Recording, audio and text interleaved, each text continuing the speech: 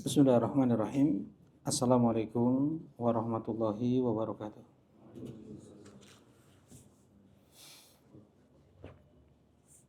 Innal hamdalillah nahmaduhu wa nasta'inuhu wa nastaghfiruh wa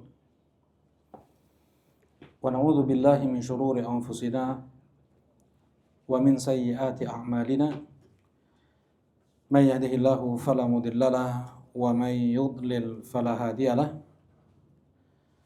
Asyhadu an la ilaha illallah wahdahu la syarika lah wa asyhadu anna Muhammadan abduhu wa rasuluh sallallahu alaihi wa ala alihi wa sahbihi wa sallama tasliman katsira amma ba'd. Qala Allah ta'ala fil Qur'anil Karim, ya ayyuhalladzina amanu taqullaha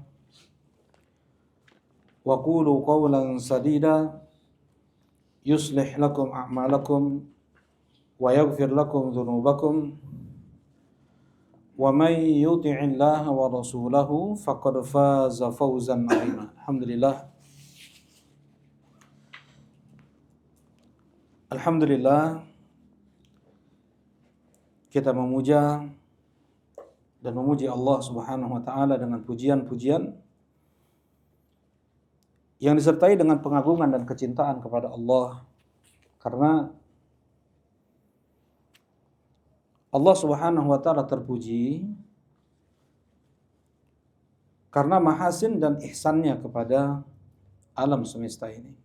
Allah terpuji karena mahasinnya, zatnya yang sempurna, nama-namanya yang husna, sifat-sifatnya yang ulia, syariat, hukum, perbuatan dan ketetapannya yang sempurna, tidak ada celah. Sengaja seseorang mengucapkan alhamdulillah setelah dia tadabbur ayat-ayat Al-Quran, dia mengucapkan alhamdulillah karena Allah Al-Ahad, karena Allah As-Samad, karena Allah Al-Hayyul Qayyum, karena Allah lam yalid wa lam yulad. Sengaja dia mengucapkan alhamdulillah karena nama-nama Allah yang husna, sifat-sifat Allah yang mulia. Sebagaimana dia mengucapkan alhamdulillah ketika terasa betul anugerah karunia nikmat Allah Subhanahu wa taala melimpah ruah kepada dia. Rizkilah, sehatlah, selamatkah, dan yang lainnya. Nah, di malam ini kembali Allah Subhanahu wa taala mudahkan kita untuk duduk berkumpul di rumahnya dalam majelis ilmu.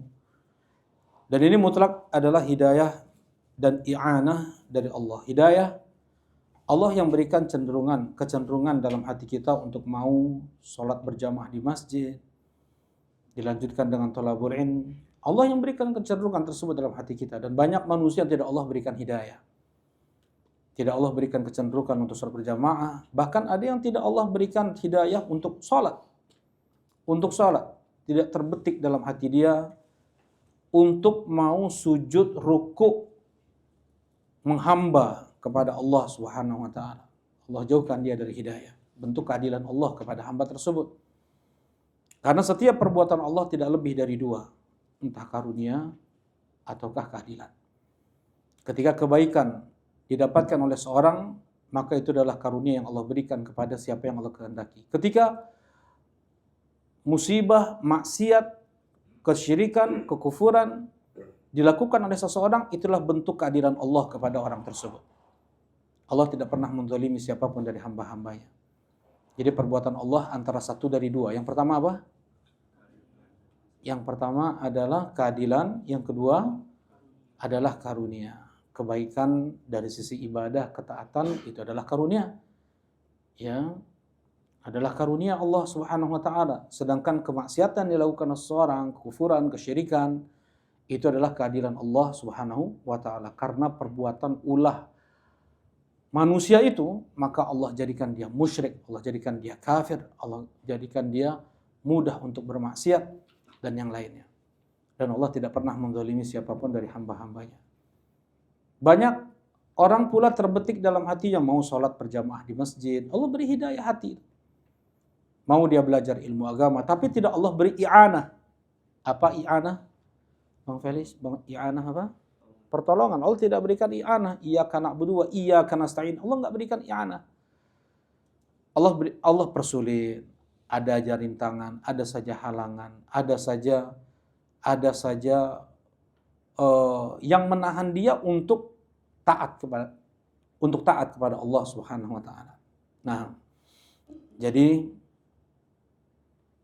jadikan apa yang Allah Subhanahu wa taala anugerahkan kepada kita ini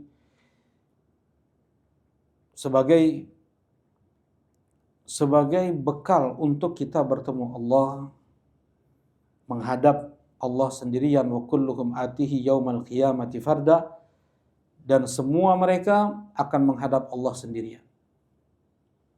Dihisab, diadili, ditimbang. Nah, mudah-mudahan Allah terima amal ibadah kita dan mudah-mudahan menjadi sebab dipermudahnya langkah kaki kita menuju surga Allah Subhanahu wa taala. Allahumma amin ya rabb. Nah, insyaallah kita akan melanjutkan kajian kitab Thalathatul Usul yang ditulis oleh Asy-Syaikh Muhammad Ibn Abdul Wahhab An-Najdi rahimahullahu taala, yang kita masih dalam tingkatan atau landasan yang kedua, yaitu mengenal Islam. Tingkatan yang kedua dalam agama yaitu al-iman, rukun yang kelima dalam rukun iman yaitu al-imanu bil yaumil akhir. Terakhir pembahasan kita tentang alam barzakh, ya, tentang alam barzakh. Nah, dan pernah diingatkan sebelumnya bahwasanya sangatlah penting kita Muslim untuk selalu, ya, jangan sampai lewat satu pekan atau berapa hari kita belajar tentang hari akhir. Karena seseorang yang dia kuat imannya terhadap hari akhir, maka terlihat dari ibadahnya, terlihat dari akhlaknya, terlihat dari muamalahnya. Orang yang kuat imannya terhadap hari akhir, dia akan menahan dirinya untuk bermaksiat. Seseorang dia bermaksiat dengan senjata apa dia lawan syahwat? Dengan senjata apa seseorang melawan syahwat? Dengan iman. Ya, ketika datang godaan syahwat tersebut, hadirkan, dia akan mati, Allah melihat dia akan datang kepada Allah sendirian, dia akan dihisab, ya, tidak ada lirikan mata yang disembunyikan dalam hati kecuali Allah akan tampakkan yauma tubla as-sarair, hari di mana ditampakkan semua yang tersembunyi itu. Gak ada lagi yang tertutup. Semua yang detik-detik pengkhianatan yang dilakukan oleh mata. Ya, ya'lamu kha'inatal a'yun wa ma tukhfi sudur. Allah mengetahui mata yang berkhianat dan apa yang disembunyikan dalam hati. Yauma tubla sarair. Nah, ketika dia menghadirkan al-imanu bil yaumil akhir, ya, mudah dia untuk menahan diri dari godaan-godaan syahwat tersebut. Nah, berbeda dengan godaan syubhat atau berbeda dengan syubhat. Dengan apa kita lawan? Dengan ilmu. Enggak belajar ilmu agama, bersiaplah menjadi mangsa dan korban para syayatin. Khalaqtu ibadi hunafa fajtalatum syayatin. Aku ciptakan hambaku seluruhnya lurus, baik, mudah dibawa untuk baik, untuk bertauhid, iman, tetapi dimangsa oleh para setan, kata Allah Subhanahu wa taala, dengan syubhat-syubhatnya. Ya. Ayah kita Adam alaihi salatu wassalam. Entah berapa banyak jumlah makanan dan minuman bermiliar di surga, hanya satu pohon yang tidak boleh didatangi, yang tidak boleh dimakan buahnya. Tapi bagaimana iblis, dia mengatakan, hal adulluka ala syajaratil khuldi wa mulkin la yabla. Wahai Adam, apakah mau kutunjukkan kepadamu pohon khuldi, yang menamakan pohon larangan tersebut dengan pohon khuld adalah siapa? Iblis, ya, bukan Allah yang menamakan. Ya, iblis yang menamakan. Maukah ku beritahukan kepadamu, mau kutunjukkan kepadamu pohon kekekalan dan kerajaan yang tidak akan punah. Kemudian waqasamahuma inni lakuma laminan nasihin. Dan bersumpah iblis, demi Allah, aku bagi kalian berdua adalah juru nasihat. Kira-kira iblis ketika menghasut ayah kita Adam seperti itu penampilannya gimana? Penampilannya penampilan ustadz atau penampilan orang jahat? Penampilan ustadz. Penampilan ajengan. Ya, makanya Adam terhasut. Jadi ketika seseorang miskin dia dari ilmu agama, maka dia akan mudah untuk terkena syubhat-syubhat syaitan. Terkadang berpakaian dengan pakaian syar'i, berjanggut juga dia, memakai nama manhaj juga dia, pakai peci dan gamis juga dia. Syubhat hanya bisa dilawan, diperangi dengan ilmu agama. Baik. Nah, ini diantara pentingnya kita untuk belajar terus mengulang ya tentang hari akhir, tentang hari kiamat. Tutur kata akan dia pilih-pilih karena Allah mengatakan, Rasulullah mengatakan, "Man kana yu'minu billahi wal yaumil akhir." Siapa yang beriman kepada Allah dan hari akhir, falyaqul khairan. Maka ucapkanlah ucapan yang baik atau dia diam tuh. Karena dia tahu dia nggak mau bikin masalah dengan ucapannya dengan orang lain. Karena dia tahu semua akan dipertanggungjawabkan. Entah pahala dia yang akan diambil oleh orang yang dia gunjing, yang dia cela, yang dia hinakan, atau dosa mereka yang akan ditimpakan kepada dia. Nauzubillah. Baik. Nah, juga sedikit menambahkan ya apa yang terluputkan pada pertemuan-pertemuan lalu, yaitu tentang ketika seseorang berada di keadaan ihtidar, namanya ihtidar hadrah ya.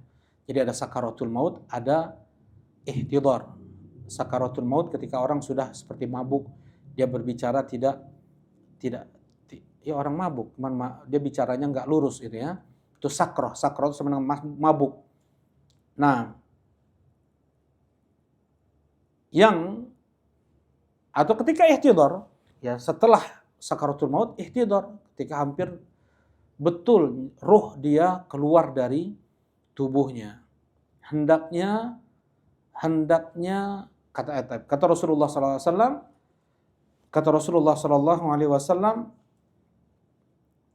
maka hendaknya seorang hamba dia berhusnudzon kepada Allah Subhanahu wa taala. Nah, di sini kata Allah Subhanahu wa taala pada saat itu, ana inda dhanni 'abdi bi. Aku ini tergantung apa yang diprasangkakan hambaku terhadapku. Jadi terkadang bisa saja muncul suudzon seseorang kepada Allah Subhanahu wa taala di saat sakaratul maut, di saat musibah berat menimpanya, lama dia mendapatkan sakit. Terkadang ada bentuk suudzon dia kepada Allah Subhanahu wa taala. Ya, dan Allah Subhanahu wa taala berkata, "Ana 'inda dhanni 'abdi bi." Aku ini tergantung apa yang diprasangkakan hambaku terhadapku. In dhanna bi khairan falahu wa in dhanna bi syarran falahu. Andaikan hambaku berprasangka baik kepadaku, dia akan mendapatkanku demikian.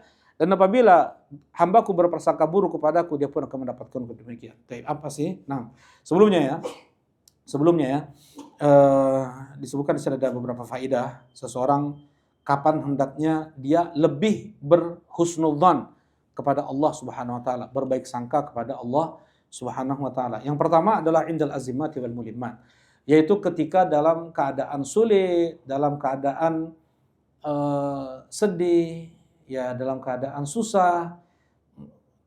Seperti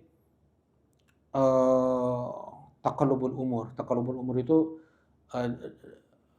dia berpindah keadaannya, asalnya lapang langsung sempit, ya asalnya sehat langsung sakit. Nah, ini taqallubul umur namanya. Ghalabatud duyun atau hutang yang ghalabah yang sudah terlilit hutang dia ini. Wadhiqul 'aish atau susah hidupnya, susah ekonominya, ya. Nah, lebih hendaknya dia berhusnudzan kepada Allah Subhanahu wa taala di saat itu. Ya, karena semua pastilah ada kebaikan hikmah yang Allah inginkan pada hambanya muslim, andaikan jujur dia muslim. Ya, andaikan jujur dia muslim. Bagaimana? Ketika Nabi Musa alaihi salatu wassalam dikejar oleh Fir'aun, Bani Israel melihat bagaimana Fir'aun dan bala tentaranya mendekat. Inna lamudrakun, wahai Musa, kita bakal ketangkap, mati kita sekarang. Kata Nabi Musa, beliau langsung berhusnudzan kepada Allah. Kalla inna ma'iya rabbi sayahdin. Enggak mikir dulu, iya ya, apa ya kayak gitu ya. Enggak, kalla inna ma'iya rabbi sayahdin. Mustahil, enggak akan mungkin. Ya, enggak akan mungkin kita tertangkap. Ya. Sesungguhnya Allah bersamaku. Dia akan memberi petunjuk kepadaku. Kemudian Allah perintahkan Nabi Musa untuk pukulkan tongkatnya ke laut, dan laut tersebut kemudian terbagi menjadi 12 lorong. Kata Allah Subhanahu wa taala, fanfalaqa fakana kullu firqin qattaudil azim. Ya. Kemudian terpecahlah lautan tersebut, dan setiap lorong itu seperti gunung yang menjulang, dindingnya seperti gunung yang menjulang. Kenapa kok ada lorong-lorong? Kenapa nggak satu lorong aja?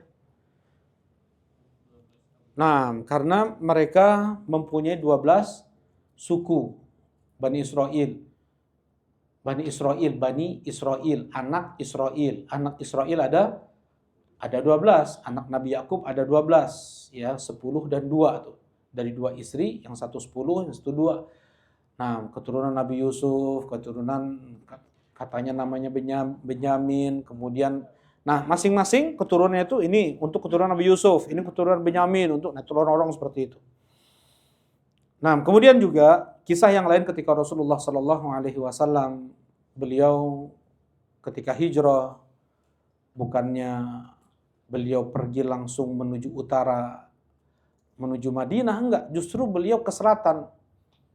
Ya, dan ini di antara siasat. Di antara siasat, beliau bersembunyi dulu 3 hari di Gua Hira di selatan ya, di selatan Mekah.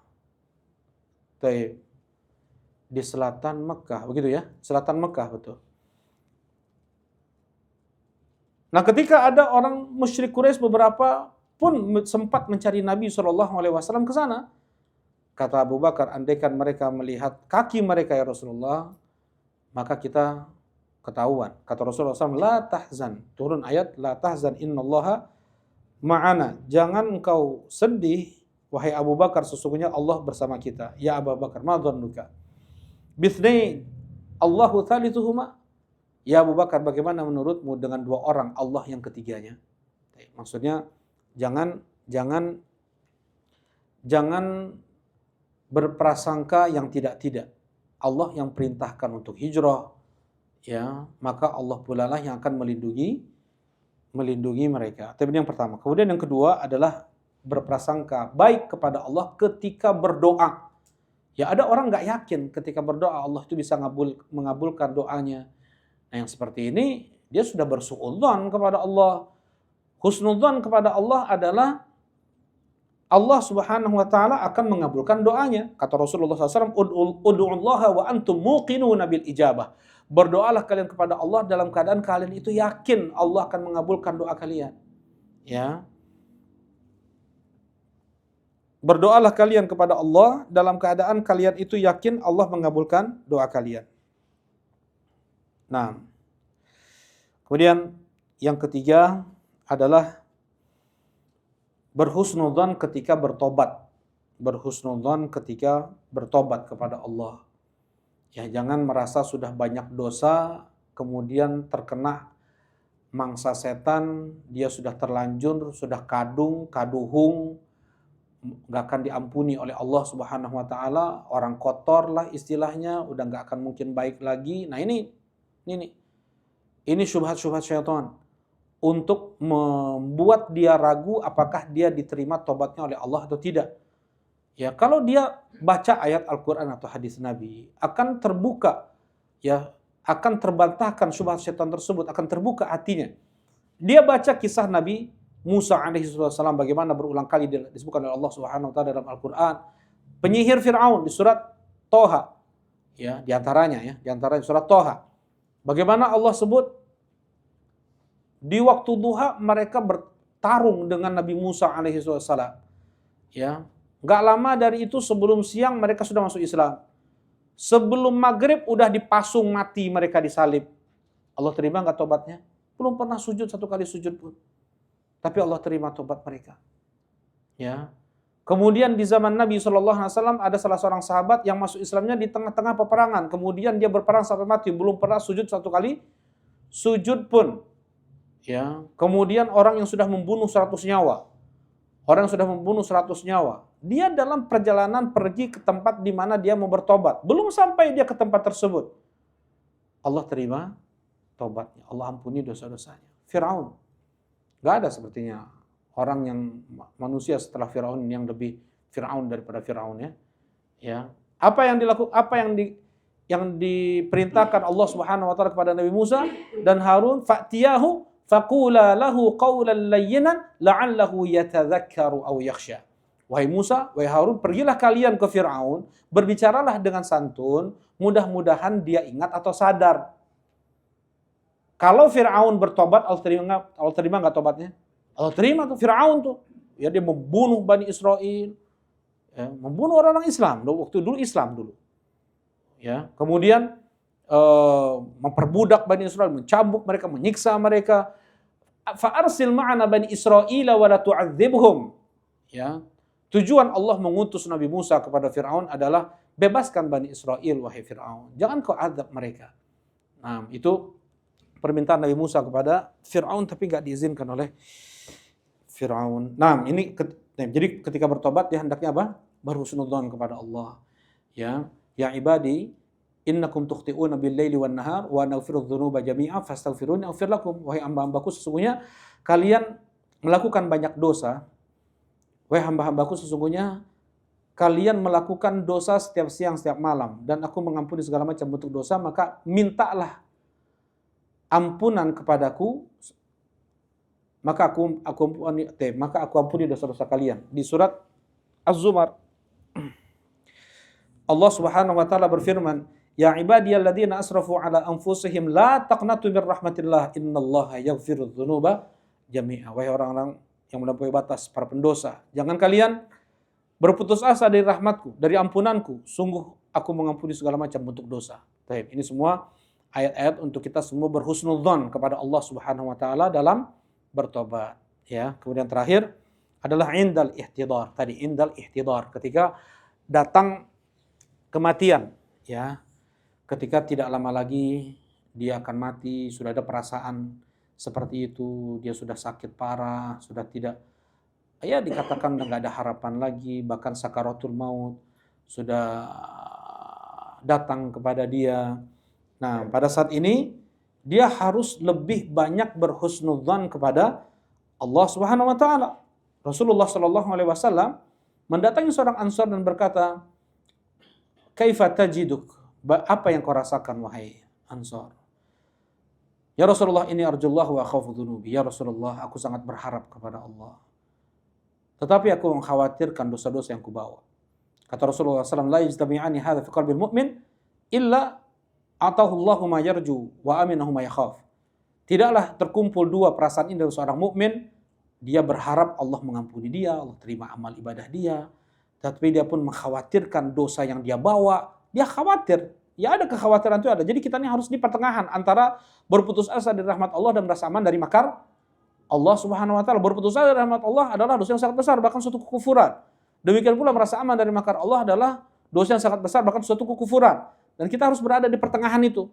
Pertengahan antara berputus asa dari rahmat Allah dan merasa aman dari makar Allah Subhanahu wa taala. Kata Rasulullah SAW, tidaklah terkumpul dua hal ini pada seorang hamba, dia mengharapkan dari Allah Subhanahu wa taala diampuni dosa-dosanya, diterima amal ibadahnya, dan dia pun mengkhawatirkan dosa yang dia bawa. Tidaklah terkumpul dua hal ini pada seorang mukmin kecuali Allah akan berikan apa yang dia harapkan dan Allah akan lindungi apa yang dia khawatirkan. Nah, di sini 4 hal disebutkan oleh mereka para ulama, tapi sangat mudah seseorang itu untuk berhusnudzon apabila disebutkan oleh Ibnu Qayyim rahimahullah taala. Ada terkadang orang susah untuk berhusnudzon kepada Allah. Kenapa? Karena maksiat yang dia lakukan.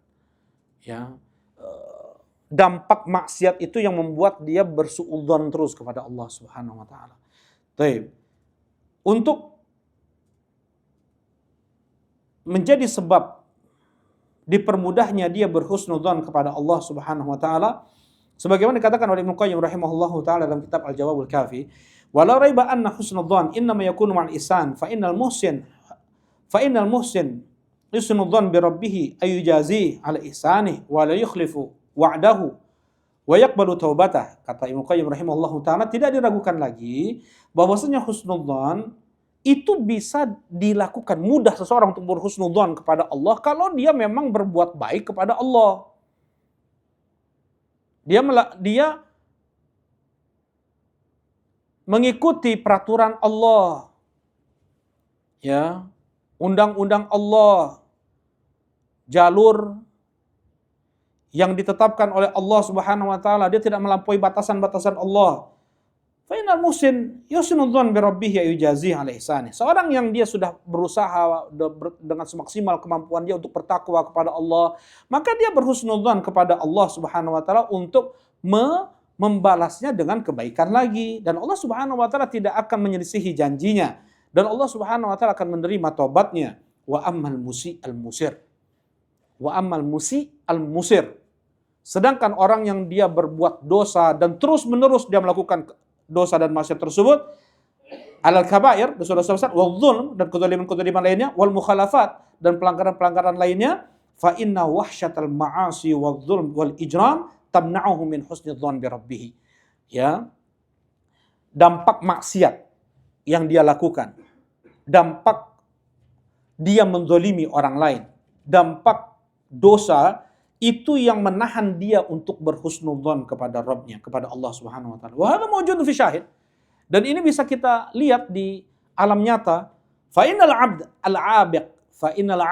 al-abiq, ketika seorang hamba dia kabur dari tuannya, ya. Seorang dia beli budak harganya 100 juta. Ya, budak itu ada yang harganya cuma puluhan juta, ada yang cuma jutaan, ada yang puluhan juta, belasan juta, ada yang sampai ratusan juta. Salman Al-Farisi itu kalau dikuruskan dulu itu dibeli oleh Nabi sallallahu alaihi wasallam itu sampai 500 juta ke atas itu harganya.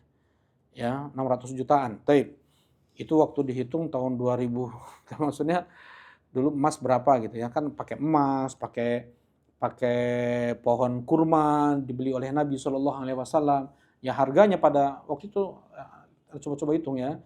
Itu kurang lebih 600 jutaan tahun 2010-an. Ya, 600 juta. Entah sekarang berapa harganya. Nah, ya. Nah, misalnya orang sudah beli budak nih 100 juta. Kemudian baik tuannya memberi makan, perhatian, pekerjaan pun tidak melampaui batas yang dimampuinya. Kabur dia nih. Bawa harta tuannya lagi. Kabur, membawa harta tuannya. Atau sekarang mungkin dia ada karyawan, ada sebab pembantu, dia kabur, membawa barang-barang tuannya, majikannya. Nah, kira-kira apa yang diprasangkakan oleh budak ini ketika kabur? Kayaknya saya kalau balik lagi bakal dibeliin mobil kayaknya banyak gitu. Bakal dipenjara dia, bakal digebukin bisa jadi. Nah, fa innal 'abdal abiq al-musi al-kharij an ta'ati sayyidi la yusnudzan bihi. Seorang budak yang dia kabur dari tuannya, ketika dia kabur dari tuannya, ya, maka dia susah untuk bisa berhusnudzon kepada tuannya kalau balik lagi. Dipukul, bisa lagi dijual kan gitu. Ya, nah begitulah seorang hamba. Wala yujami wahsyatul isa'a isanudzon abada final musik mustawhish biqadri isaatih. Nah, jadi orang yang paling wa ahsanun nasi dhannan bi rabbih atwa'uhum lahu. Orang yang paling bisa berhusnudzon kepada Allah adalah orang yang paling taat kepada Allah Subhanahu wa taala. Ya, nah Dan lawan dari itu adalah suudzon kepada Allah Subhanahu wa taala. Dzalikum dzannukum alladzi dzanantum bi rabbikum ardakum. Itulah prasangka kalian, suudzon kalian kepada Allah Subhanahu wa taala yang membuat kalian binasa, hancur dunia akhirat. Karena sebab apa? Suudzon kepada Allah Subhanahu wa taala. Baik. Nah, disebutkan dalam kitab Al-Mufhim ya oleh banyak sih. Di antaranya Al-Mufhim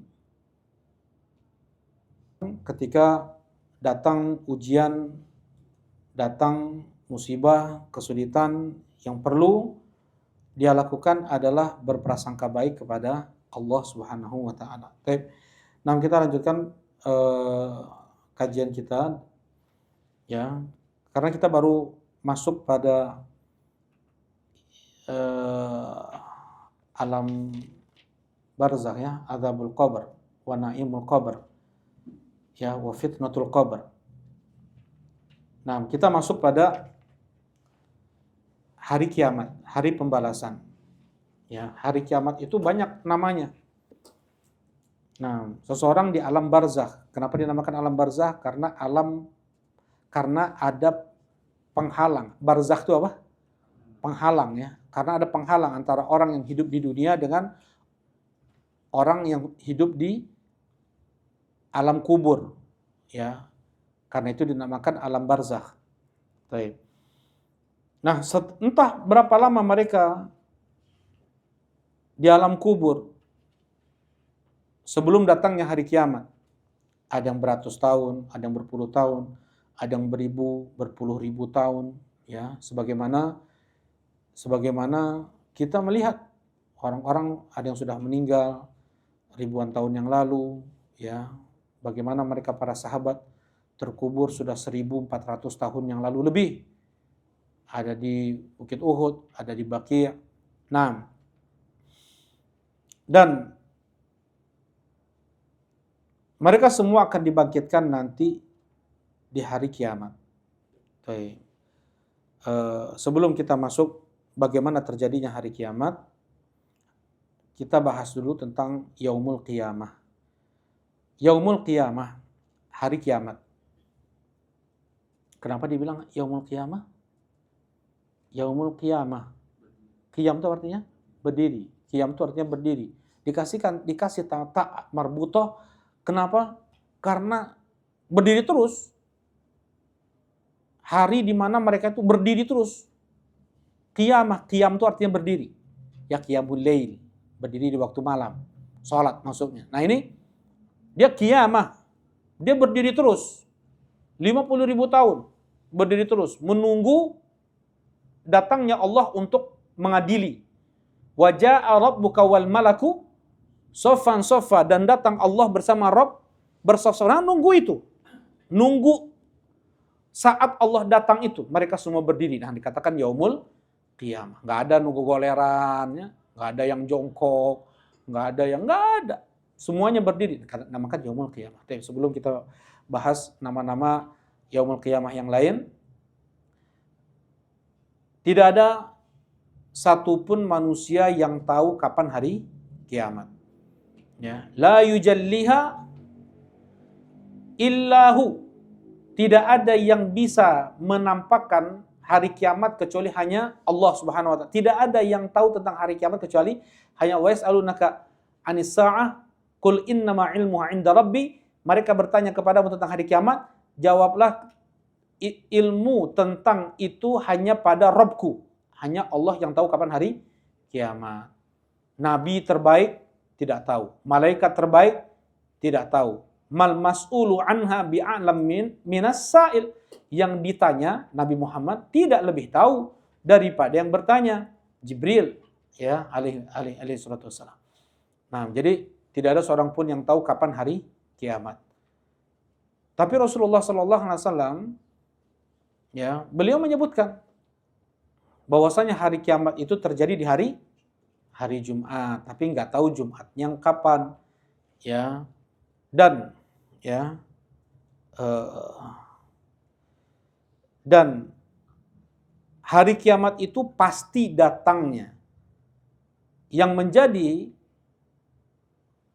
menjadi poin adalah apa yang kita persiapkan untuk bertemu hari kiamat tersebut. Ya, mau tidak ketemu hari kiamat kubro, pasti dia bertemu dengan kiamat sugro. Apa kiamat sugro? Mak Felis, apa? Kematian. Man mata faqad qamat qiyamatuhu. Siapa yang mati, maka sudah tegak kiamat untuknya. Siapa yang mati, berarti sudah tegak kiamat untuknya. Kan ada orang pengajian tentang hari kiamat, seakan-akan tentang hari kiamat, bukan tentang hari kiamat, kita juga belajar tentang hari kiamat juga nih ya. Maksudnya bukan, mereka nyocok-nyocokin, mencocok-cocokkan, ya mencocok-cocokkan seakan-akan ingin cepat terjadi hari kiamat itu. Ingin cepat sekali. Ya, ini udah datang nih, apa namanya, Dajjal udah lahir, sebentar lagi Dukhan, Raja Saudi udah kayak gini. Ya, ingin cepat terjadi hari kiamat. Nah, mau seseorang dia mendapatkan hari kiamat, dan mengerikan ya, jangan sampai jangan sampai kita terbetik ingin melihat bagaimana dahsyatnya hari kiamat itu, karena yang mendapatkan hari kiamat adalah orang-orang yang paling jahat, yang paling buruk di dunia. Inna min syirarin nas man adrakahu sa'ah wa hum ahya. Manusia yang terburuk, yang terjahat adalah mereka mendapatkan hari kiamat dalam keadaan mereka hidup. Ya, yang mendapatkan hari kiamat dalam keadaan mereka hidup. Naudzubillah. Belum lagi seorang ketika dia menghadapi fitnah Dajjal, Allah alam belum tentu selamat. Ya, belum tentu selamat. Barakallahu fikum. Nah, jadi ya untuk yang perlu dipersiapkan adalah bertemu hari kiamat tersebut dengan amal ibadah yang kita lakukan. Ya, kita beribadah sebagai bekal untuk menghadap Allah Subhanahu wa taala. Karena itulah yang Rasulullah Shallallahu alaihi wasallam katakan kepada sebagian sahabat yang bertanya tentang hari kiamat. Ya, mata sa'ah ya Rasulullah? Kapan hari kiamat itu ya Rasulullah? Rasulullah SAW menjawab, wa ma'adattalah, apa yang sudah engkau persiapkan untuk bertemu hari kiamat? Yang penting itu persiapan kita bertemu hari kiamat. Enggak penting mau bertemu atau tidaknya. Yang penting apa? Persiapan kita untuk bertemu hari kiamat. Qala la syai' ya Rasulullah illa an uhibbullaha rasulah. Enggak ada ya Rasulullah yang persiapan. Enggak banyak amal ibadahku kecuali hanya cintaku saja kepada Allah dan Rasulnya. Orang ini dia sudah memaksimalkan cintanya kepada Allah dan Rasulnya. Ya, dan tidak bisa dia menyetarai ibadahnya seperti seperti ibadahnya Rasulullah SAW. Makanya dia bilang, lah syai', enggak ada, amal ibadahku itu sedikit ya Rasulullah. Ya, mungkin cintaku sajalah kepada Allah dan Rasulnya. Kata Rasulullah SAW, anta ma'aman ahbabta yaumal qiyamah. Engkau bersama yang kau cintai di hari kiamat. Makanya sebagian hanya modal cinta saja kepada Rasulullah, berharap untuk bisa bersama Rasulullah SAW. Kalau nggak ada bukti, gimana? Ya, ini acara Maulid Nabi nih, Isra Mi'raj nih. Di samping masjid biasanya kan, bikin panggung, panggung, sedang bikin panggung nih. Adzan dikumandangkan, sibuk mereka ngurus sibuk mereka ngurus panggung, sholat berjamaah mereka tinggalkan. Sholat berjamaah ditinggalkan, nggak 156 masjid Anda dapatkan keadaan seperti itu. Ya, orang pesantren, ustadzna yang nyo-nyo-oson teh. Ya, yang bikin panggungnya, mereka-merekanya. Anak kenal tahu orang-orangnya, sejak kecil anak tinggal di situ. Ya. Pas sholat berjamaah, nggak ada mereka sholat berjamaah. Ya. Kemudian mereka mengaku cinta kepada Rasulullah SAW. Ya. Bukti seseorang dia itu cinta kepada Rasulullah SAW atau cinta kepada Allah dan Rasulnya adalah dengan mereka menaati Allah dan Rasulnya dan berittiba kepada Rasulullah SAW. Itu bukti benar tuh, bukan banyak-banyak stiker, ya, baju I love Rasulullah, ya, tukang stiker yang paling cinta kepada Rasulullah SAW. Kemudian, ya, wa ma'adattalah. Jadi untuk tentang hari kiamat adalah yang menjadi poin adalah bagaimana kita mempersiapkan untuk bertemu hari kiamat. Ya, kemudian mereka orang-orang Arab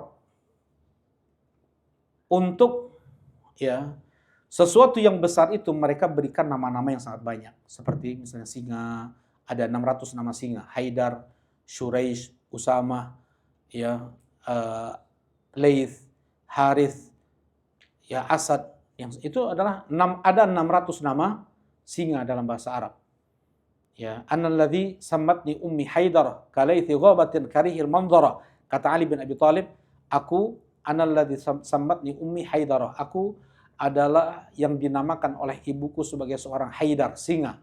Kalaithi ghabatin karihil manzara, seperti singa hutan yang menyeramkan dilihat. Itu kata Ali bin Abi Thalib ketika perang Khaybar, ya. Nah, ini nama-nama singa, ada nama kucing, gitu juga ratusan nama kucing dalam bahasa Arab. Pedang gitu. Nah, untuk hari kiamat pun banyak namanya dalam Al-Qur'an dan hadis Nabi sallallahu alaihi wasallam. Ya, tadi yaumul kiamah tadi. Apa tadi yaumul kiamah? Hari berdiri. Hari manusia berdiri selama 50.000 tahun. Kemudian di antara nama hari kiamat lagi apa? Yaumuddin. Hari pembalasan. Kenapa dinamakan Yaumuddin? Ya karena di hari tersebut dibalas setiap perbuatan dan ucapan. Faman ya'mal mithqala dzarratin khairan yarahu wa man ya'mal mithqala dzarratin syarran yarahu. Siapa yang dia melakukan kebaikan sekecil apapun, sebesar biji debu, akan dia lihat.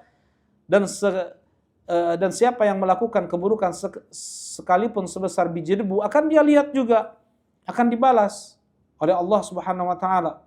Nah, tidak ada yang terluputkan oleh Allah Subhanahu wa taala. Yaumuddin. Dan ketika orang percaya dengan Yaumuddin, dia lapang aja.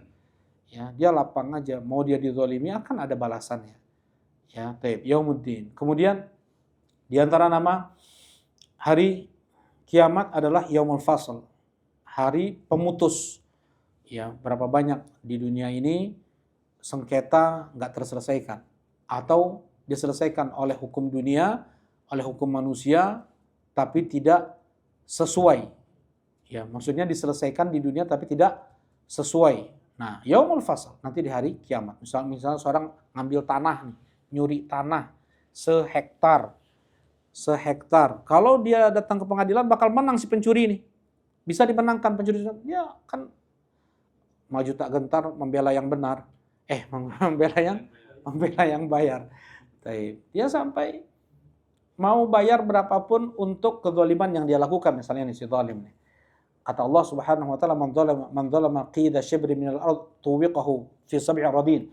Siapa yang menzalimi walaupun sejengkal tanah, maka akan dikalungkan sajengkal mah tuh tendeun we di dieu cenanya.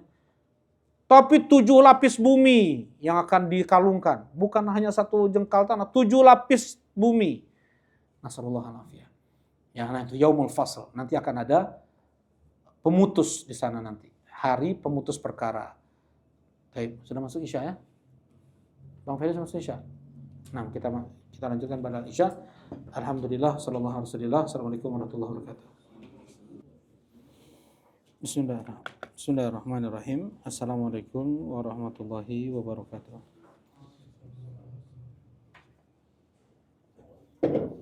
Alhamdulillah, wassalatu wassalamu ala rasulillah, amma ba'd. Nah, kita melanjutkan kajian kitab Thalathatul Usul. Kita masih di rukun iman yang kelima, yaitu al-imanu bil yaumil akhir. Masuk pada pembahasan nama-nama yaumul qiyamah, nama-nama hari kiamat.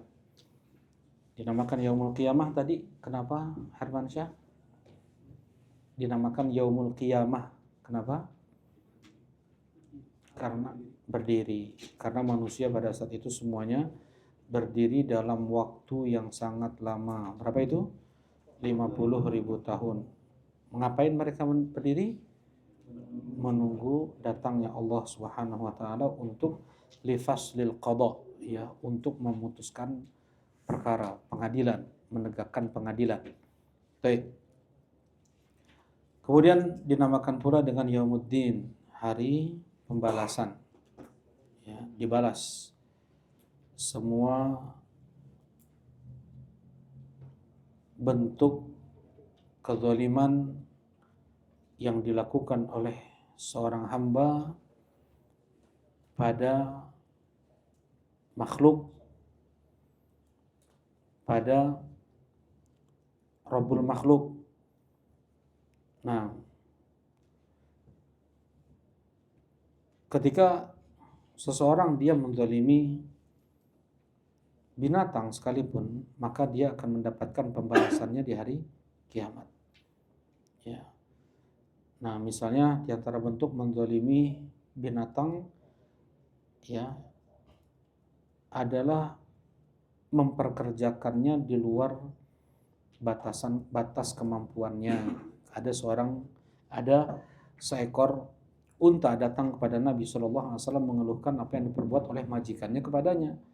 Ya, diberi makan gak banyak, diperkerjakan sangat berat.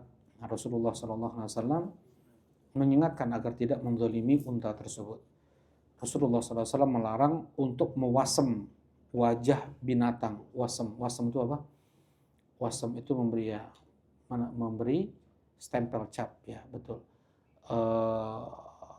Anas bin Malik radhiyallahu taala anhu ketika beliau membawa anak Abu Thalhah dari Ummu Sulaim, ya dibawa kepada Nabi SAW untuk ditahnik, ya dikunyahkan kurma kemudian diletakkan di langit-langit bayi, ya Anas balik bawa masih merah nih anaknya, dibawa ke Nabi SAW untuk ditahnik oleh Nabi SAW. Wa fi yadihi misam, dan di tangan Nabi SAW itu ada misam, alat untuk mewasem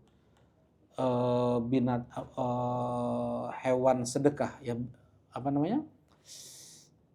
Unta sedekah, sapi sedekah. Nah, jadi diwasem, ya. Kemudian Rasulullah melarang untuk mewasem bagian wajah, itu nggak boleh. Bahkan memukul wajah saja nggak boleh. Binatang nih, dipukul wajahnya nggak boleh. Idza daraba ahadukum falyattaqil wajha. Apabila salah seorang di antara kalian memukul, maka jauhilah wajah.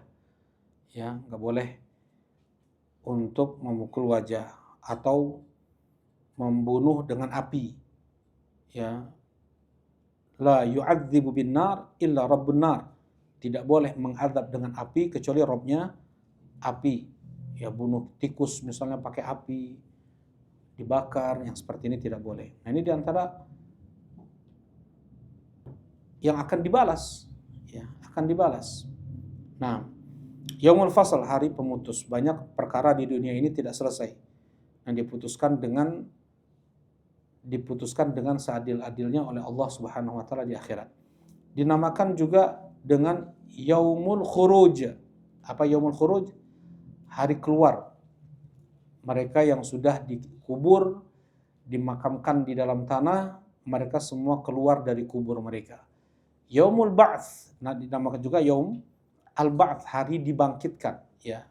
Setelah manusia jadi tanah, yang tersisa sebagian mereka adalah unsur dari tulang ekor mereka, selebihnya udah jadi tanah. Nah, kata Allah Subhanahu wa taala surah As-Saff, "Walimna ma tanqusul ardu minhum", dan kami tahu tanah yang berkurang dari ketika mereka dibangkitkan. Jadi ketika manusia itu dibangkitkan, mereka dibangkitkan dengan tubuh mereka yang ada di dunia, bukan dengan tubuh baru lagi. Kan tubuh mereka yang udah ada di dunia sudah jadi tanah. Ya, sudah jadi tanah. Jadi ketika mereka dibangkitkan, tanah, unsur-unsur tubuh mereka sudah menjadi tanah tersebut dikembalikan lagi. Jadi berkurang tanah tersebut. Ya, berkurang tanah tersebut. Ya, itu kata Allah Subhanahu wa taala. Kami tahu ketika dibangkitkan manusia itu berapa tanah yang berkurang. Ya, berapa tanah yang berkurang. Nah, ini yang diingkari oleh Ibnu Sina. Di antara yang kenapa sebab Ibnu Sina dikafirkan oleh para ulama, karena dia mengingkari adanya Yaumul Ba'ts, ya, yang diazab, yang masuk neraka semua itu adalah cuma ruh, kata dia. Cuma ruh, enggak dengan tubuh. Ya, padahal Allah Subhanahu wa taala menyebutkan dalam Al-Qur'an dan hadis Nabi SAW berulang kali tentang tubuh, ya, Yaumul Ba'ts. Kemudian juga dinamakan dengan Yaumul Mau'ud, ya, hari yang dijanjikan. Nah, bagaimana ancaman-ancaman disampaikan ketika di dunia. Nah, makan pohon zakum, ya, para penghuni neraka, kemudian para pelaku riba, bagaimana mereka berenang di sungai darah, dilempari oleh para malaikat mulut dan muka mereka, kemudian bagaimana para orang yang minum khamr ya dibunuh, yang mana? Mudminul khamr, ini apa? Ancamannya saya lupa nih. Baik. Beberapa ancaman disebutkan, nah itulah hari di mana mereka diberikan ancaman tersebut, yaumul ma'ud. Ada yaumul hasr, bukan yaumul hasyr, yaumul hasrah. Apa itu hasrah? Penyesalan. Hari penyesalan. Yang menyesal bukan hanya orang kafir, jelas orang kafir menyesal. Kenapa mereka tidak beriman? Orang Islam, orang beriman, orang soleh, para siddiq sekalipun, mereka menyesal. Kenapa menyesal? Ya karena mereka tidak lebih lagi untuk beramal dari apa yang sudah mereka lakukan ketika di dunia.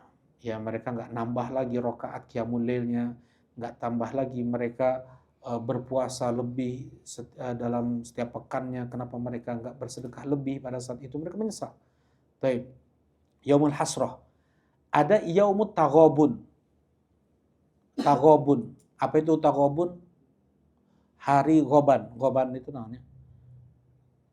Misalnya seorang dia beli rumah mungkin atau beli mobil harganya 100 juta. Ya, 100 juta ini udah pas nih, wah dia rasanya untung gitu, 100 juta. Pas ditanya ke tukang mobil yang aslinya, kieu mah 25 juta. Nah, artinya kan apa bahasanya itu? Rugi ya. Tadi hasroh penyesalan ya. Kalau ini rugi gitu. Hari kerugian. Yaumut taghabun itu artinya, taghabun. Ya. Kalau Rasulullah mengatakan nikmatani maghbunun fihi ma katsirun minan nas. Dua nikmat yang membuat goban kebanyakan manusia. Yang membuat goban rugi gitu. Ya dia sebenarnya merasanya udah cocok gitu. Ternyata pas ditanya ke orang lain ya kayak itu taghabun, kecewa karena rugi gitu ya. Nah, ada bahasa Sunda jangan lupa itu. Ya. Bukan ketipu apa? Apa? Kadung. Enggak. Bukan kayak gimana ya? Ya kayak rugi, campur nyesel, campur macam-macam Nah, itu goban. Nah, itu yaumut taghabun. Kenapa dia tidak manfaatkan waktunya, detak jantung, nafas bisa dia manfaatkan dengan baik sebenarnya. Ya,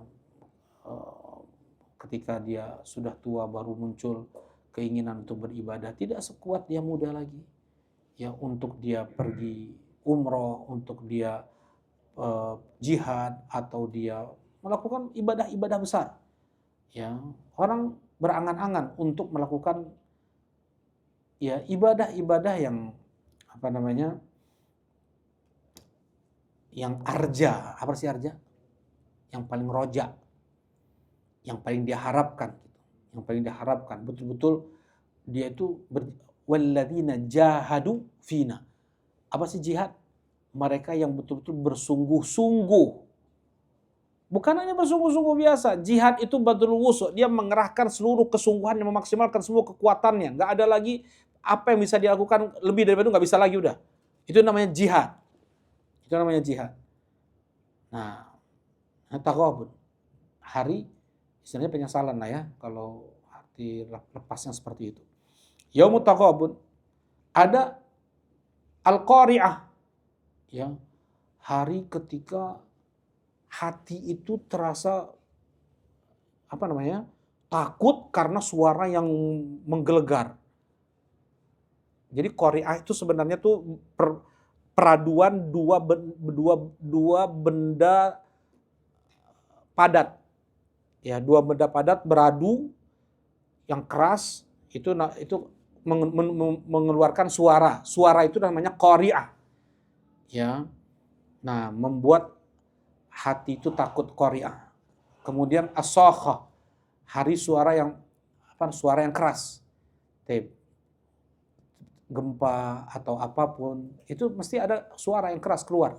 Nah, ketika hari kiamat, ya kalau kita mendengar halilintar atau petir ya, guludug gitu, geledek, hati kita kan terkadang ada rasa takutnya juga ketika besar sekali geledek itu gitu. Nah seperti itulah. Itu namanya sayhah. Itu pula qari'ah. Nah, al-haqqah, haqqah yang hak, yang benar. Ya, al-haqqah wa ma adraka mal haqqah. Ya, hari yang benar akan terjadinya. Al-waqi'ah, hari yang terjadi. Ya, hari yang pasti akan terjadi. Nah, banyak nama untuk yaumul qiyamah. Al-hasyr udah tadi ya? Al-hasyr sudah ya? Al-ba'ats juga sudah. Baik. Hah? Yaumul wa'id. Nah, hari yang dijanjikan. Nah, barakallahu fikum. Atomah. Barakallahu fikum. Baik. Nah, sekarang kita masuk bagaimana terjadi hari kiamat? Permulaan terjadi hari kiamat adalah ketika Allah Subhanahu wa taala perintahkan nafikhus sur untuk meniup sur. Perintahkan malaikat yang meniup tanduk besar untuk ditiupkan tanduk besar tersebut. Wa nufikha fis sur fa sa'iqa. Man fis samawati wa man fil ardi illa ma syaa Allah.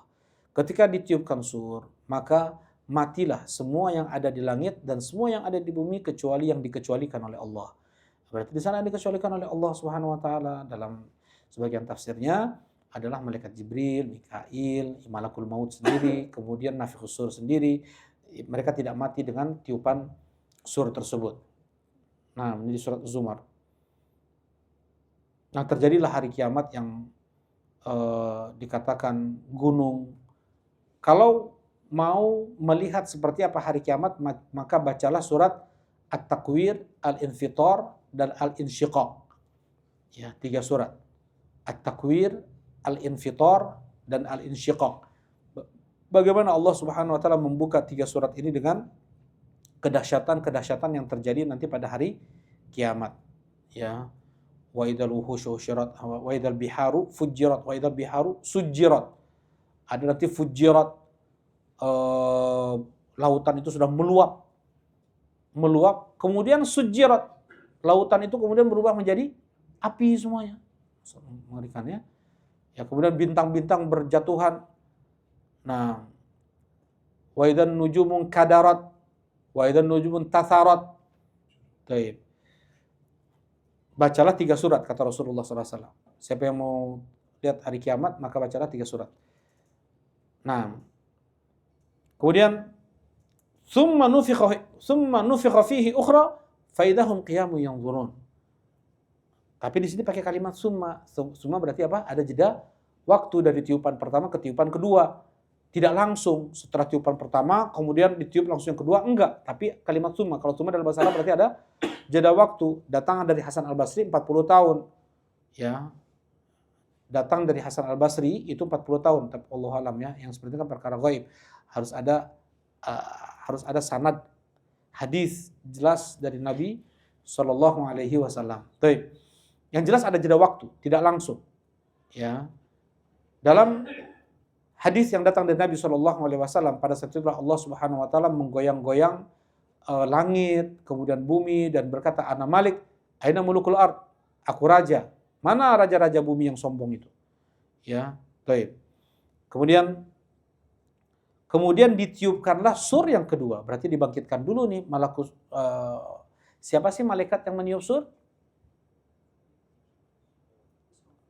Israfil. Itu dinukilkan ijma' oleh Ibnu Qayyim, dinukilkan ijma' oleh banyak ulama ya, Tetapi sebenarnya nggak ada satupun dalil sahih yang menyebutkan tentang nafikhus sur di sini adalah Israfil.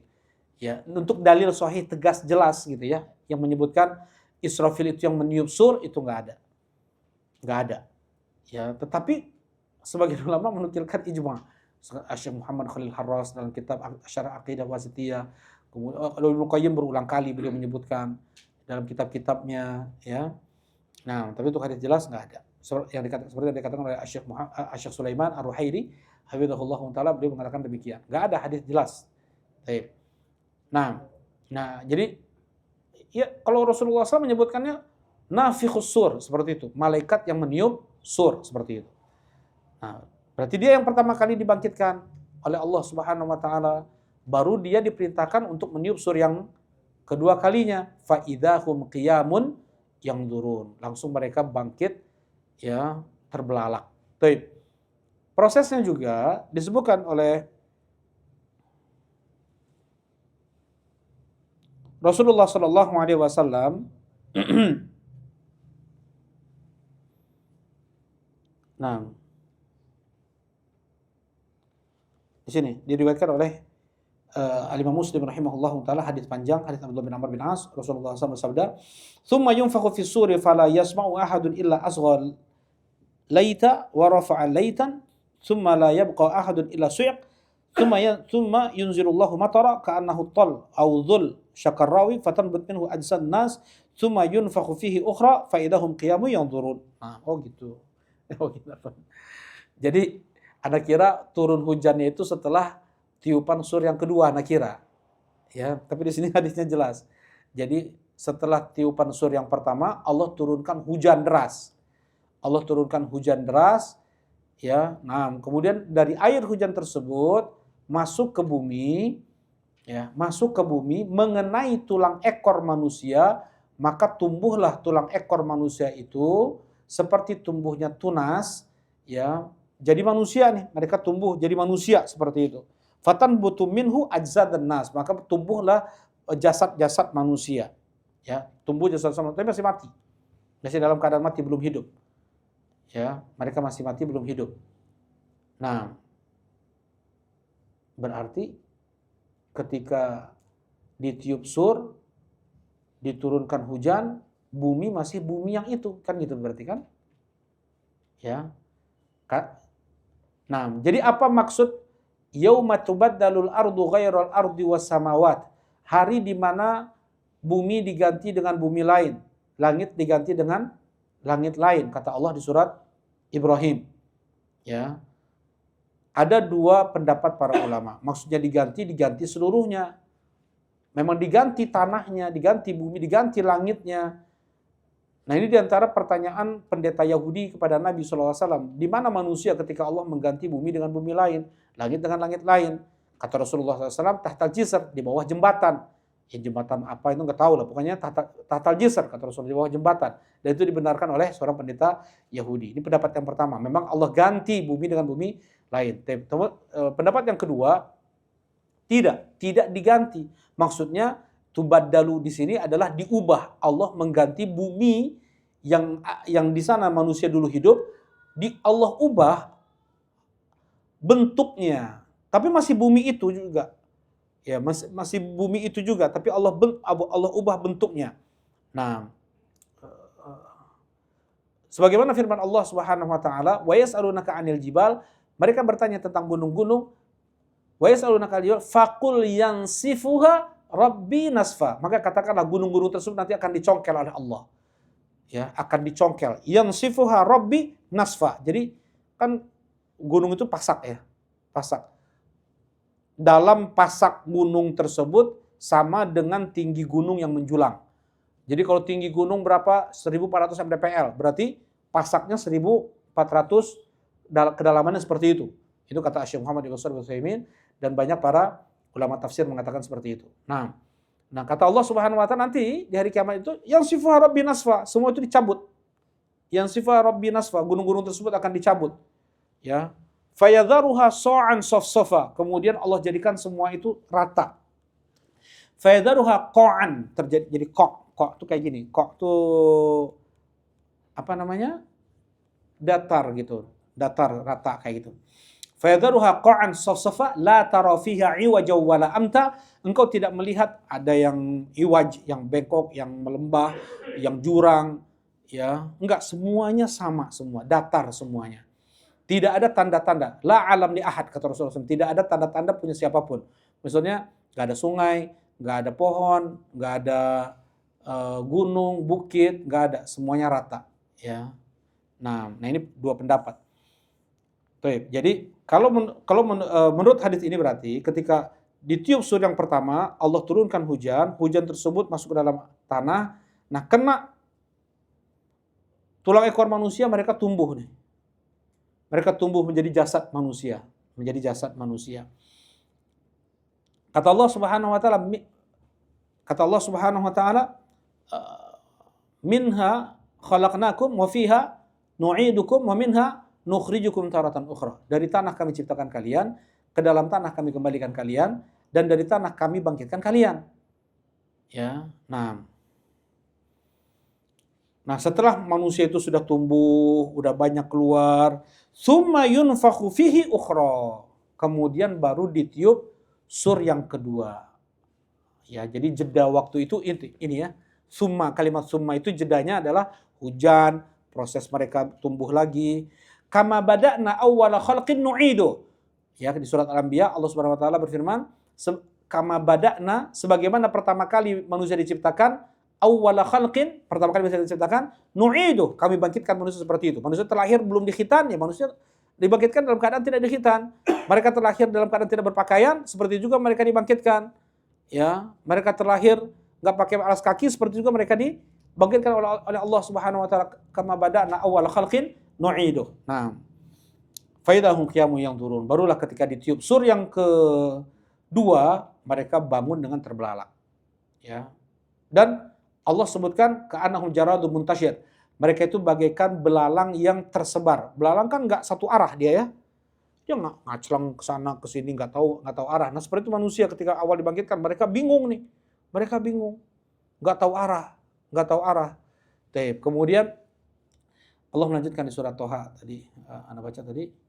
Gimana? Fayadharuha qa'an safsafa la tara fiha iwaja wala amta yauma idzi yattabi'una ad-da'iya la iwajala. Di hari itu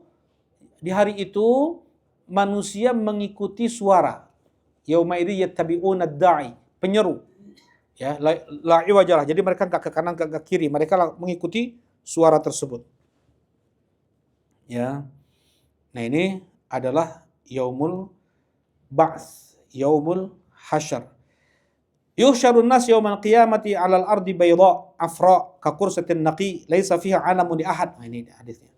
Kata Rasulullah SAW, manusia dibangkitkan di hari kiamat dalam keadaan dibangkitkan di hari kiamat ala ardi bayda, di atas tanah putih, afra ka qursatin naqi. Jadi bukan putih-putih banget ya. Jadi putih seperti putih roti gitu. Jadi bukan putih nila, bukan. Ya, putihnya putih roti seperti itu. Kayak tepung ya, enggak, bukan putih, agak ke merah atau agak ke coklat-coklatan sedikit. Laisa fiha 'alamun li ahad, tidak ada tanda bagi siapapun. Nah, enggak ada patok. Baik. Siapa yang dibangkitkan? Qul innal awwalina wal akhirin, dari awal sampai akhir. Apakah yang dibangkitkan hanya manusia, jin dan malaikat saja? Wa idzal wuhusyu husyirat. Apa artinya?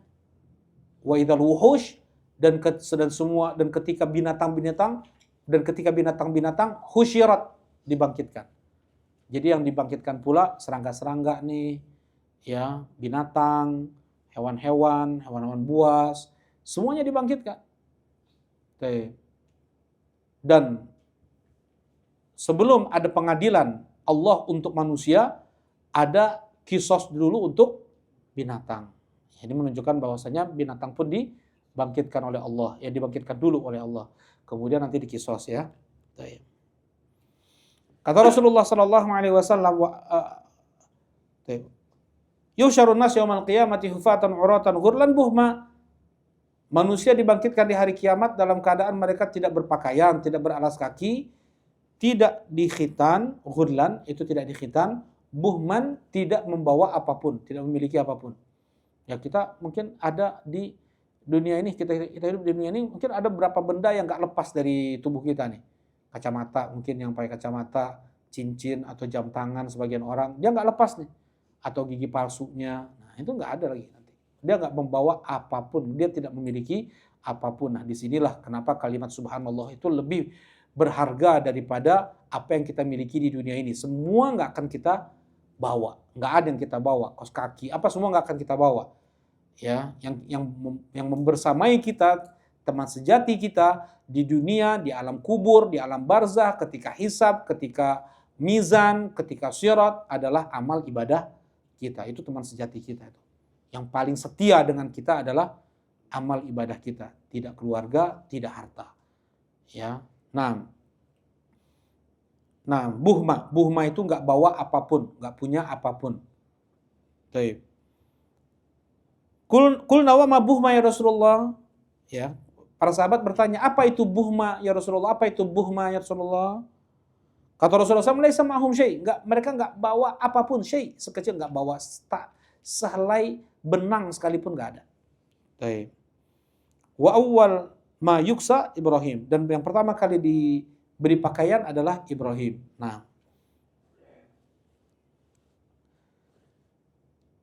mereka dikumpulkan di padang mahsyar. Mahsyar itu hari mereka digiring kemudian dikumpulkan. Yang namanya mahsyar, hasyar itu digiring tapi dikumpulkan. Nah, jadi ketika mereka dibangkitkan itu apa? Ba'ats. Ba'ats, yaumul ba'ats, itu hari dibangkitkan. Mereka dibangkitkan, kemudian mereka digiring, dikumpulkan di padang mahsyar. Itu namanya yaumul hasyar. Tadi yaumul ba'ats, ini yaumul hasyar, gitu ya. Taib, hari penggiringan, hari mereka dikumpulkan. Taib.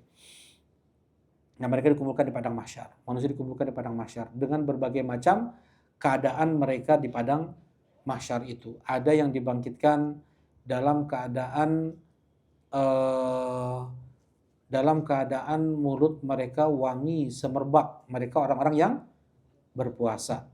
Ya, ada yang dibangkitkan dalam keadaan bertalbiyah. Mereka yang meninggal dalam keadaan ihram, haji atau umrah. Ya, kaffinuhu fi thawbayhi wala tukhammiru ra'sahu wala tuhannithuhu fa innahu yub'atsu yaumal qiyamati mulabbiya. Ketika Rasulullah sedang wukuf di Arafah, ada salah seorang sahabat, dia wukuf juga di Arafah bersama Nabi SAW di atas untanya. Kemudian jatuh dia dari untanya. Jatuh dari untanya ini bergerak dan menginjak leher sahabat ini, mati sahabat ini. Kemudian kata Rasulullah SAW, kafankanlah dengan dua kainnya itu, kain ihram kan dua helai, ya. Kafankanlah dia dengan dua kain kafannya itu. Wala tukhammiru ra'sahu, jangan kau tutup kepalanya. Wala tuhannithu, jangan pakai minyak wangi. Fa innahu yub'atsu yaumal qiyamati mulabbiya, karena dia dibangkitkan dalam keadaan bertalbiyah. Labbaik Allahumma labbaik. Ini di antara bentuk husnul khatimah, ya. Nah, seseorang dia akan mati sesuai dengan kebiasaan dia hidup, dan dia akan dibangkitkan sebagaimana dia mati. Jelas ini insyaallah? Seseorang dia akan mati sebagaimana kebiasaan dia hidup. Dia kebiasaannya gimana? Hidupnya banyak zikir. Mati pun bisa dalam keadaan berzikir. Wa man a'rada 'an dzikri fa inna lahu ma'isyatan dhanka wa nahsyuruhu yaumal qiyamati a'ma. Siapa yang dia berpaling dari berzikir kepadaku, maka kami akan berikan untuk dia di dunia kehidupan yang sempit. Dongka, hidup yang sempit. Disebutkan oleh para ulama di antara tafsirnya seperti ikan yang dikeluarkan dari air. Ya, seperti itu hidupnya manusia tanpa berzikir. Wa nahsyuruhu yaumal qiyamati a'ma, dan kami akan hasyarkan dia, akan hadirkan dia di padang mahsyar dalam keadaan dia buta. Jadi orang yang enggak berzikir, yang i'rad, ya, bukan hanya tidak berzikir tapi dia berpaling. Zikir musik, ya. Misalnya disuruh zikir, embung, misalnya kayak gitulah. Itu namanya i'rad. I'rad itu dia menentang. I'rad itu dia menentang. I'rad itu dia diingatkan tapi nentang gitu. Itu i'rad namanya. Ya, nah orang yang seperti ini dibangkitkan dalam keadaan buta. Qala rabbi lima hasyartani a'ma wa qad kuntu basira. Ya Allah, kenapa engkau bangkitkan aku dalam keadaan buta padahal dulu aku melihat di dunia? Qala qad kuntu basira. Qala atatka ayatuna fanasitaha wa kadzalikal yauma tunsa. Sudah sampai kepadamu ayat-ayatku, tapi engkau lupakan, kau tinggalkan. Inilah hari di mana engkau ditinggalkan oleh Allah. Allah enggak peduli lagi sama orang seperti itu karena dia enggak mempedulikan ayat-ayat Allah ketika di dunia. Nah, ini bahayanya seorang i'rad, ya. Istilahnya apa namanya? Ilmu kebal. Kebal dalil. Ya, dia punya ilmu kebal dalil. nggak berlaku dalil-dalil Al-Quran pada dia. Sallallahu alaihi. Nah ini, dia dibangkitkan dalam keadaan buta, orang yang berpaling. Kemudian ada juga yang dibangkitkan dalam keadaan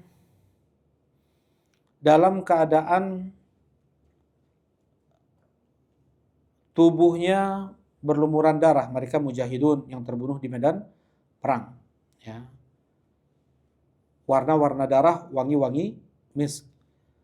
Kemudian ada yang dibangkitkan dalam keadaan dengdek, jatuh sebelah bahunya. Mereka yang berbanyak istri, ya ta'addud artinya berbanyak istri, tetapi tidak adil. Ya tidak adil dalam hal zahir ya. Kalau tidak adil dalam hal batin boleh. Maksudnya tidak adil dalam hal batin di sini dia punya 2 atau 3 istri, tapi dia mencintai istri pertamanya lebih daripada dia mencintai istri kedua ketiganya, itu boleh. Cinta lebih itu boleh, tapi kalau cinta zahir itu harus sama semuanya. Ya, nah ini kalau misalnya kalau muntawantun kata Allah gimana? Bagaimana kata Allah? Masalah surah Ar-Rubah. Wa in khiftum alla ta'dilu muntawantun. Itu Allah yang bilang. Jadi bedanya bukan tawantun ke istri yang pertama, bukan. Apabila kalian enggak mau, wa in khiftum enggak takut. Kalau kalian takut tidak akan adil, maka baru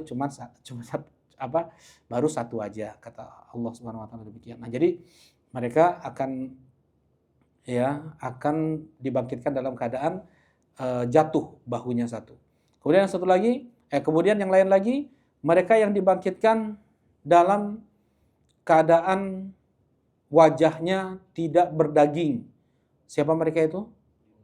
Mereka yang meminta-minta untuk kepentingan pribadi, atau kayak gini ya. Ya qabisa innal mas'alata la tahid ila di salat. Wahai qabisa, sesungguhnya meminta-minta itu enggak halal kecuali itu 3 orang. Seseorang yang dia fakir, dia miskin, dia tidak boleh untuk meminta-minta kecuali ada rekomendasi 3 tokoh dari masyarakatnya. Kemudian seseorang yang dia terkena bencana alam, dia tidak boleh meminta-minta kecuali hanya untuk kebutuhan hari itu saja. Ya, nggak boleh dia minta-minta untuk hari itu, besok, lusa untuk bikin rumah, enggak. Seorang yang dia bangkrut dengan hartanya, mendamaikan 2 orang, mendamaikan 2 keluarga atau 2 suku nih, tawuran terus 2 kampung nih. Ya, karena masalah jalan nggak diberesin lah, macam-macam solokan lah. Nah, dia bikin solokan itu, dia bikin apa yang mereka mau misalnya. Sampai dia bangkrut, tidak halal, boleh dia untuk meminta-minta. Hanya untuk hari itu saja, kata Allah Subhanahu wa taala. Mungkin 40.000, 50.000, ya atau lebih daripada itu cukup dia untuk menghidupi dia dan anak-anaknya. Udah segitu aja. Enggak boleh lebih lagi. Ya. Wa amma ghaira dzalika yaqbisu fayakuluha sahibuha suhda. Sedangkan selain itu yaqbisu, maka dia makan harta tersebut dalam keadaan haram. Suhda itu haram. Ya, ada orang minta-minta untuk memperkaya diri. Ya. Nah, Allahu alam ya. Kemarin Anda lihat ribut-ribut sebagian permasalahan donasi ke Palestina nih. Karena sebagian orang mengambil penghidupan dari itu. Ya, jadi 10% bahkan 20% ya naudzubillah. 20%, 1 miliar berarti 200 juta boleh diambil oleh orang kayak gitu. Tapi ingat ya, yang bersedekahnya sempurna pahalanya. Ya, yang bersedekah sempurna pahalanya. Tapi ingat, mereka yang diberi amanah betul-betul harus amanah. Kalau yang seperti ini, ada orang yang memang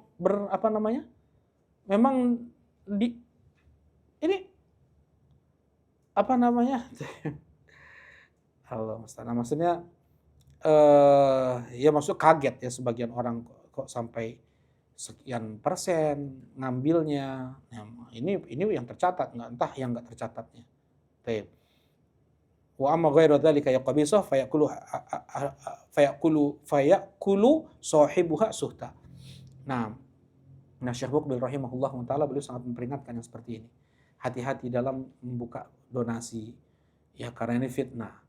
Karena ini fitnah. Kalau seandainya tidak sesuai dengan apa yang di eh, apa yang dikatakan untuk para penghafal Quran,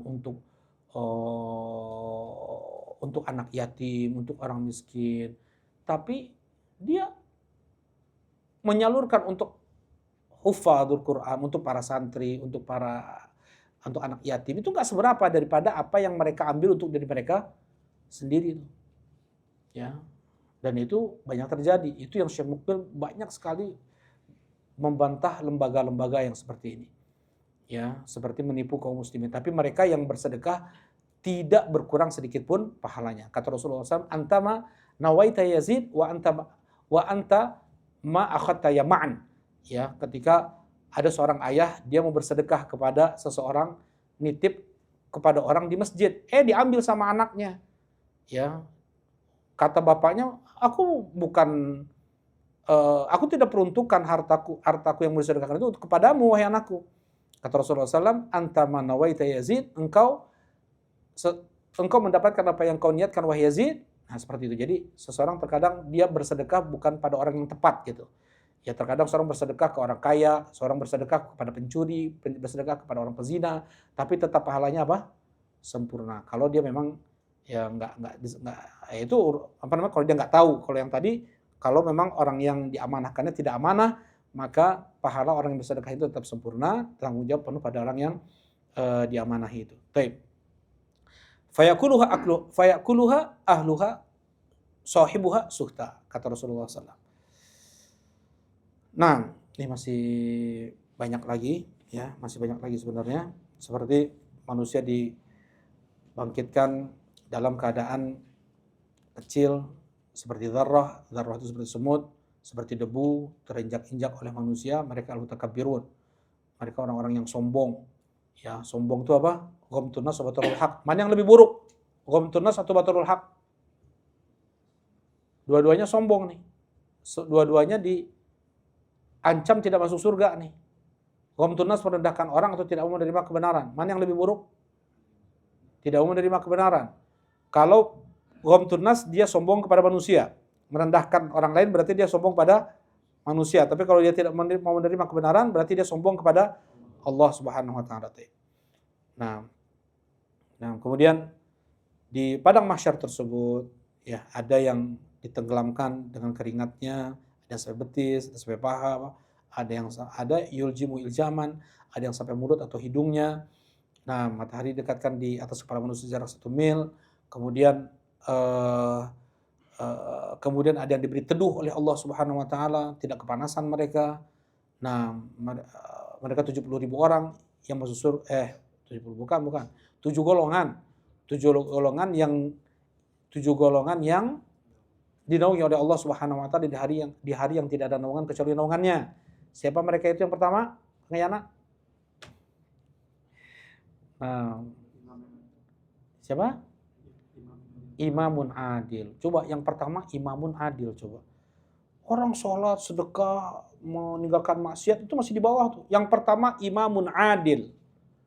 Karena memang dengan keadilan dia sebagai seorang pemimpin, maslahatnya kembali ke ratusan juta manusia. Bisa kan begitu kan? Ya, puluhan juta manusia. Tapi ya seperti itu. Ya, memang dia orang kuat, pemimpin ini harus kuat, dan dia enggak, dan orang yang imamun kadzab, imam dia pendusta. Imam dia kalahan, dia dusta, dia banyak bohong ke rakyat misalnya, ya. Kata Allah Subhanahu wa taala, 3 golongan manusia Allah tidak akan melihat mereka, Allah tidak mau berbicara dengan mereka, dan bagi mereka adab yang sangat pedih. Di antaranya adalah imamun kadzab, seorang pemimpin yang pendusta. Nah, kalau imamun adil, imam yang adil, ya, dia pemimpin yang kuat. Dia bisa menerapkan kebenaran kepada rakyatnya, ya, kepada rakyatnya.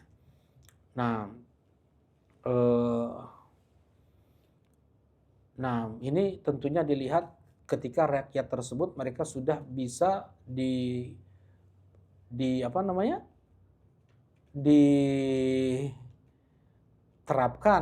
kebaikan tersebut kepada mereka. Ya, coba ketika rakyat belum siap, ya, maka tidak bisa tuh sekalipun kuat pemimpin ini. Siapa? Contohnya Najasyi. Najasyi masuk Islam, beliau raja. Tapi rakyat, menterinya nggak ada masuk Islam. Bahkan diselenggarakan jenazahnya secara Kristen. Sampai Rasulullah SAW menyolatkan Najasyi gaib. Ya, nah nggak bisa. Islam itu dari atas langsung ke bawah gitu nggak bisa. Tapi harus dari bawah dulu. Rasulullah melakukan tasfiyah wa tarbiyah. Tasfiyah wa tarbiyah. Selalu diulang-ulang oleh para ulama-ulama sunnah nih. Ya, jadi bukan dari atas dulu bagaimana kita memegang pemerintahan dulu, kekuasaan dulu, enggak seperti itu. Ya, seperti ikhwan muslimin. Ya, nata'awan fi ma tafaqna wa na'tadir ba'duna ba'dan fi ma ikhtalafna. Kita saling bekerja sama apa yang kita sepakati, yaitu kekuasaan. Dan kita saling memaafkan apa yang kita berbeda di sana. Mau Syiah, mau Musyabbihah, mau Mu'attilah, mau Qadariyah, mau Jabriyah, mau Jahmiyah, dia mau apapun, mangga. Kita nggak bicara masalah akidah. Yang penting kita punya satu tujuan, yaitu kekuasaan. Itu ikhwanul muslimin namanya. Ya, dan kita tidak akan saling membantah satu sama lain. Kalian mempunyai akidah, mau bilang Abu Bakar itu di neraka, mangga. Ya, kalian mau bilang sudah bersatu dengan Allah, mangga. Ya, kalian mau bilang nggak ada takdir, silahkan. Kalian yang mau bilang Mirza Ghulam Ahmad adalah nabi, mangga. Itu ikhwanul muslimin namanya. Ya, tidak mau membantah kemungkaran-kemungkaran yang ada. Yang penting tujuan mereka tercapai, meruntuhkan syariat Islam, al-amr bil ma'ruf wa nahyu anil munkar. Sedangkan dalam Islam, ta'awanu 'alal birri wat taqwa wa la ta'awanu 'alal itsmi wal udwan. Saling bekerja samalah kalian dalam kebaikan dan ketakwaan, dan jangan kalian saling bekerja sama dalam dosa permusuhan. Kekuasaan, bagaimana mereka kekuasaan? Menyebarkan berita hoax misalnya, ya, mengkudeta. Boleh kita bekerja sama dengan orang seperti itu? Kilabun nar, ya. Syarrul qatra tahta di sama wa khairul qatra man qatalu. Tapi yang seperti ini berbahaya. Yang nggak boleh bekerja sama untuk menggulingkan pemerintah.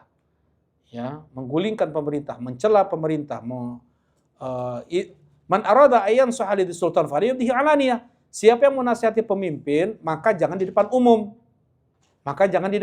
Walakin ya'khud biyadih, ambil tangannya, wal yakhlubih, berduaan bicara, fa in qabila fadzak, kalau seandainya dia terima itu yang kita mau, wa illa faqad adda alladzi kana alaih. Kalau seandainya dia tidak terima, maka kita sudah menunaikan apa yang menjadi kewajiban untuk kita. Maksudnya enggak boleh demo, haram. Pemerintah kita mau mengizinkan kok demo. Yang penting ada suratnya, surat izinnya.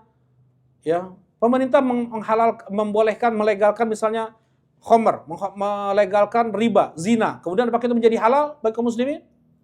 Enggak menjadi halal. Sekalipun itu diizinkan oleh pemerintah. Dari mana datangnya mengingkari kemungkaran yang dilakukan oleh pemerintah dengan cara demonstrasi? Dari kufar.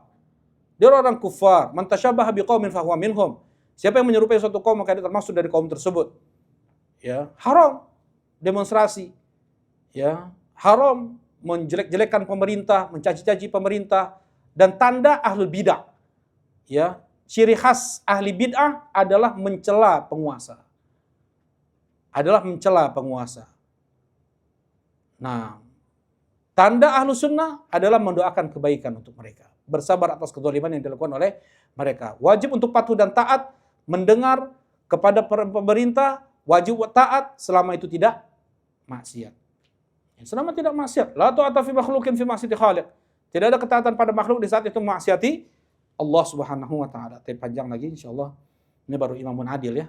Insyaallah kita lanjutkan di waktu lain. Silakan, mungkin ada yang mau ditanyakan? Tafadhol. Nah, silakan Felis. Tentang hadis yang 70 orang masuk surga Pak Isa dan Asep itu terus ada tambahan katanya setiap 1000 orang dari mereka membawa 70.000 orang lagi, itu sahih. Setiap apa? Setiap 1000 orang. Nah, itu sahih. Setiap 1000 orang membawa 70.000 orang, itu sahih. Tapi di sini Syekh Utsaimin mengatakan setiap satu orang. Nah, ini cari hadisnya. Setiap satu orang. Kalau satu orang dari 70.000 membawa 70.000 berarti 4,9 miliar. Ya enggak? Tapi kalau di setiap 1000 membawa 70.000 berarti berapa? Ya 70.000 dikali enggak. Dibagi kali 70. 4,9 juta. 4,9 juta atau 49 juta. 70 dikali 70 ribu. Ditambah 70 ribu yang pertama. Berapa? Nolnya banyak banget soalnya. 4,9 juta, bukan 49 juta ya. 4,9 juta. Sedikit lah. Ya jumlahnya ya 4,9 juta. Maksudnya ya mudah-mudahan kita jangan kecil hati ya.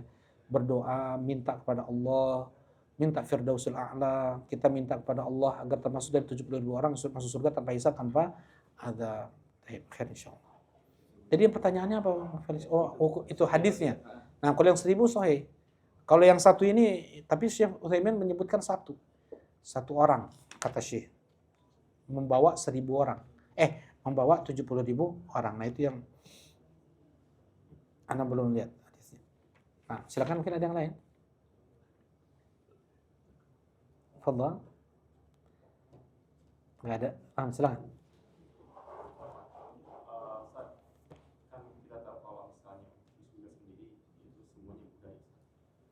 Wisuda itu budaya. Apa? Wisuda di surga. Nah, punten. Mangga. Terus?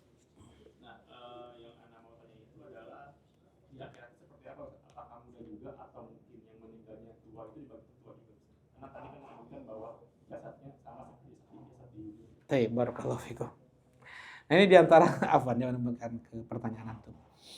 Di antara syubhat Ibnu Sina, dia tidak percaya jasad manusia itu kembali oleh Allah Subhanahu wa taala di akhirat, karena jasad manusia itu berbeda-beda ketika di dunia. Berbeda-beda ketika di dunia, ada masa kecil, ada masa muda, ada masa tua. Jadi masa kapan Allah Subhanahu wa taala bangkitkan manusia? Begitu. Baik. Nah, untuk tinggi manusia saja di padang mahsyar, Allah samakan seperti tinggi ayah kita Adam alaihi salatu wassalam. Jadi Allah Maha mampu. Untuk bagaimananya Allahu a'lam. Ya jelas kita tingginya enggak seperti ayah kita Adam 24 hasta. 60 hasta, 24 meter berarti ya. 60 hasta. 60 kali 40 berapa? 24 meter kan? Nah, itu tinggi ayah kita Adam. 60 hasta. Ya, 24 meter. Nah, berarti tingginya setinggi itu. Nah, kemudian umurnya berapa pasnya Allahu a'lam. Yang jelas Rasulullah ketika mengatakan Abu Bakar dan Umar adalah sayyida kuhul ahli jannah. Abu Bakar dan Umar adalah pemimpin orang tua ahli jannah. Hasan dan Husain adalah sayyida syabab ahli jannah. Hasan dan Husain adalah pemimpin pemuda ahli jannah. Bukankah tadi umurnya sama? Kan begitu ya. Mana tua dan muda. Nah, jadi maksudnya pemimpin ketika meninggalnya itu dalam keadaan sepuh atau muda. Dalam keadaan sepuh, nah dia akan di bawah Abu Bakar dan Umar. Kalau meninggalnya di masa dia meninggalnya di dunia gitu maksudnya. Kalau di akhirat tetap sama. Nah, untuk tadi usianya wallahu a'lam. Ya untuk seberapa mudanya ketika dia dibangkitkan, ketika dia masuk ke dalam surga dan nerakanya, itu sama wallahu a'lam. Nah, dan tidak ya kalau perkara gaib yang seperti ini harus ada dalil jelas ya. Nah, barakallahu fikum. Baik, mungkin ini yang dapat disampaikan. Kurang lebihnya mohon maaf. Subhanakallahumma rabbana wa bihamdika asyhadu an la ilaha illa anta astaghfiruka wa atubu ilaik. Assalamualaikum warahmatullahi wabarakatuh.